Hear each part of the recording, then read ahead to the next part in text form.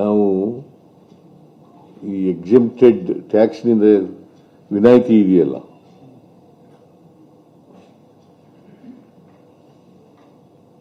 ಅವುಗಳಿಂದ ಯಾವ ಕಾರಣಕ್ಕೂ ಕೂಡ ಆ ಕಮೋಡಿಟೀಸ್ ಪದಾರ್ಥಗಳು ಇದಾವಲ್ಲ ಅವರಿಂದ ತೆರಿಗೆ ವಸೂಲು ಮಾಡೋಕ್ಕೆ ನೋಟಿಸ್ ಕೊಟ್ಟಿದ್ರು ಕೂಡ ವಸೂಲು ಮಾಡಲ್ಲ.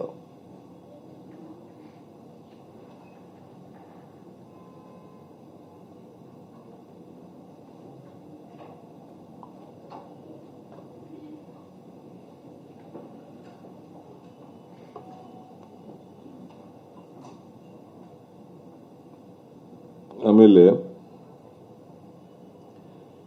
ಈ 2 ವರ್ಷ 3 ವರ್ಷದಿಂದ ರಿಯರ್ಸ್ ಎಲ್ಲ ಕೊಡಬೇಕು ಅಂತ ಎಲ್ಲ ಹೇಳಿತ್ತಲ್ಲ, ಅದನ್ನ ಪರ್ಸ್ಯೂ ಮಾಡಲ್ಲ ಅಂತ ಹೇಳಿದ್ದೀನಿ ನಾನು.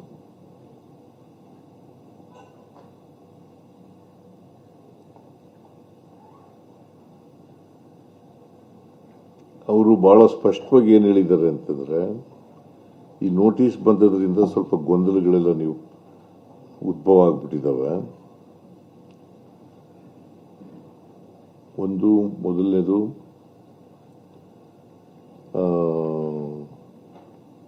ಎಂತಿರೋದು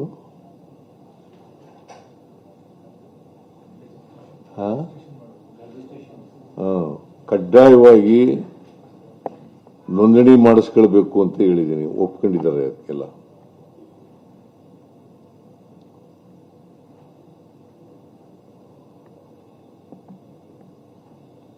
ಕಡ್ಡಾಯವಾಗಿ ನೋಂದಣಿ ಮಾಡಿಸ್ಕೋಬೇಕು, ರಿಜಿಸ್ಟ್ರೇಷನ್ ಮಾಡಿಸ್ಕೋಬೇಕು.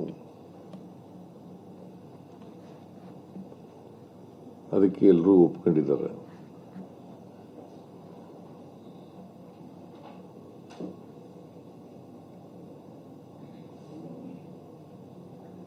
ಆಮೇಲೆ ಒಂದು ಸಹಾಯವಾಣಿ ಆರಂಭಿಸಬೇಕು ಅಂತ ಹೇಳಿದ್ದಾರೆ. ನಾನು ಹೇಳಿದ್ದೀನಿ, ಸಹಾಯವಾಣಿ ಈಗಾಗಲೇ ಇದೆ, ಇನ್ನೂ ಅದನ್ನ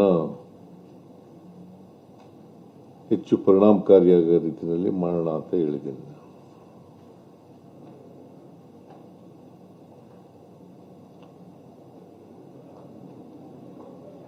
ಸೊ ಅವ್ರಿಗೆ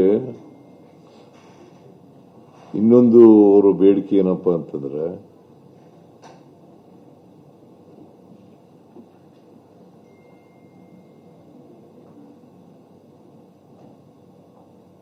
ಈ ಗೊಂದಲ ನಿವಾರಣೆ ಆಗಬೇಕಾದ್ರೆ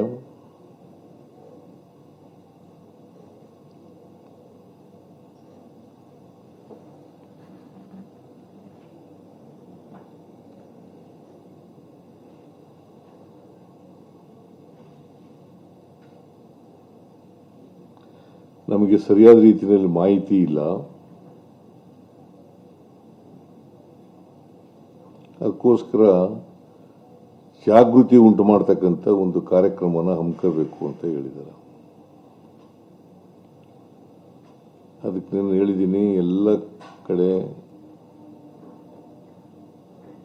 ನಮ್ಮ ಕಮರ್ಷಿಯಲ್ ಟ್ಯಾಕ್ಸ್ ಡಿಪಾರ್ಟ್ಮೆಂಟು ಮತ್ತೆ ಇವರು ಕೂಡ ಮಾಡ್ತೀವಿ ಅಂತ ಹೇಳಿದ್ದಾರೆ. FKCCIನವರು ಕೂಡ ಮಾಡ್ತೀವಿ ಅಂತ ಹೇಳಿದ್ದಾರೆ, ಮತ್ತೆ ಬೇರೆಯವರು ಕೂಡ ಮಾಡ್ತೀವಿ ಅಂತ ಹೇಳಿದ್ದಾರೆ. ಅಲ್ಲಿಗೆ ಎಲ್ಲಿ ಇಂಥ ವರ್ಕ್ಶಾಪ್ಗಳನ್ನು ಮಾಡ್ತಾರೆ ಅಲ್ಲಿ ನಮ್ಮ ಕಮರ್ಷಿಯಲ್ ಟ್ಯಾಕ್ಸ್ ಡಿಪಾರ್ಟ್ಮೆಂಟ್ನವರು ಹೋಗ್ತಾರೆ, ಅವ್ರಿಗೆ ಬೇಕಾದಂಥ ಮಾಹಿತಿಗಳನ್ನು ಒದಗಿಸ್ಕೊಡ್ತಕ್ಕಂಥ ಕೆಲಸವನ್ನು ಮಾಡ್ತಾರೆ.